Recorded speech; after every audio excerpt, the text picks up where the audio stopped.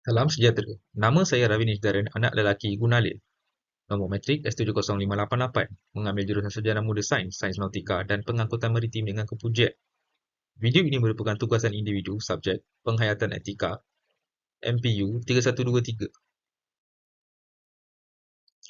Dalam video ini saya ingin membincangkan soalan nombor 5. Pada pandangan saya, apakah tiga ciri unik yang wujud di negara ini yang boleh mengikat dan mengeratkan lagi hubungan sesama rakyat dan kesetiaan rakyat pada negara?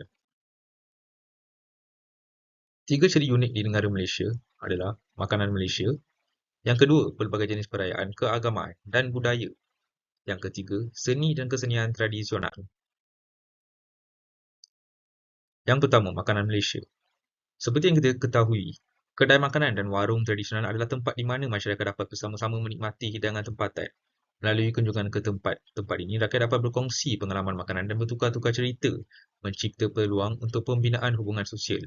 Yang kedua, mengadakan pertandingan memasak bersama di kalangan rakyat boleh menjadi aktiviti yang menyeronok dan membina hubungan.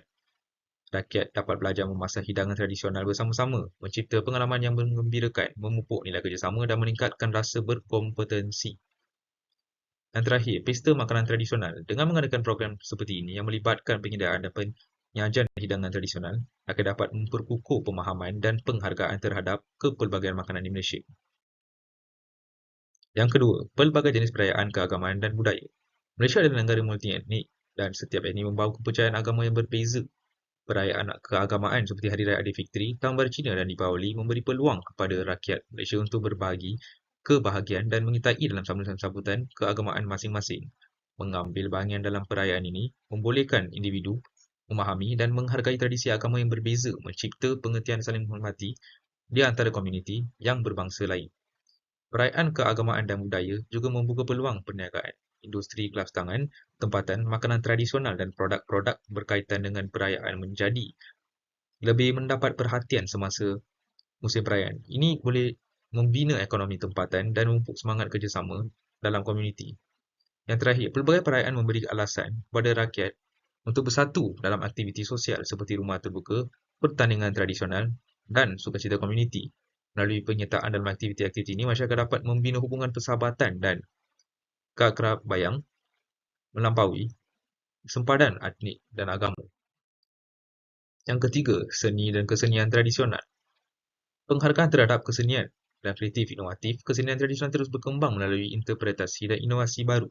Memahami nilai seni kreatif dan inovatif dalam konteks tradisional membantu masyarakat memahami bahawa tradisi boleh hidup dan berkembang dalam konteks kontemporari, mengalahkan rasa terbuka terhadap perubahan dan perkembangan negara.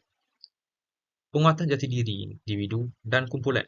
Keterlibatan rakyat dalam seni tradisional memberi peluang kepada individu dan kumpulan untuk mengukuhkan jati diri mereka dan membangunkan kepercayaan diri. Ini juga dapat mengurangkan stereotip dan prasangka antara masyarakat menjadi asas yang kukuh untuk hubungan yang lebih baik. Yang ketiga, mengadakan kolaborasi seni. Projek seni yang melibatkan pelbagai etnik dapat mencipta ruang untuk kolaborasi dan interaksi antara seniman dari latar belakang yang berbeza. Ini bukan hanya mempromosikan kepelbagai seni, tapi juga mencipta jambatan yang kukuh antara komuniti-komuniti yang berlainan. Secara kesimpulannya, pelbagai jenis perayaan keagamaan dan budaya negara kita mencerminkan semangat inklusif dan toleransi yang tinggi. Wujudnya perayaan yang merentasi sempadan agama dan budaya menunjukkan keharmonian dan saling menghormati di antara pelbagai komuniti. Ini yang memberikan warna dan keunikan kepada kehidupan masyarakat, serta memupuk rasa keterikatan sebagai satu bangsa yang bersatu. Seni dan kesenian tradisional sebagai ekspresi budaya yang diwarisi dari generasi ke generasi memainkan peranan penting dalam membentuk identiti kebangsaan. Melalui tarian, muzik, lukisan dan kraftangan tradisional, rakyat dibawa bersama untuk merasai keindahan warisan seni yang menjadi mercu tanda keunikan mereka.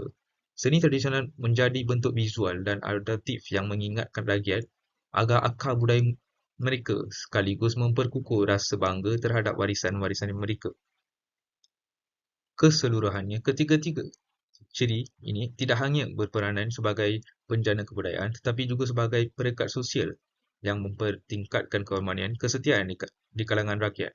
Makanan perayaan dan seni tradisional bukan hanya sekadar simbol-simbol budaya tapi juga penentu kuat bagi pembentukan satu identiti kebangsaan yang bersatu. Dalam konteks ini, kepelbagaian adalah kekayaan melihat serta penonjol terhadap ciri-ciri unik. Ini dapat menjadi daya penggerak untuk membina negara ini teguh dan bersatu padu. Sekian, terima kasih.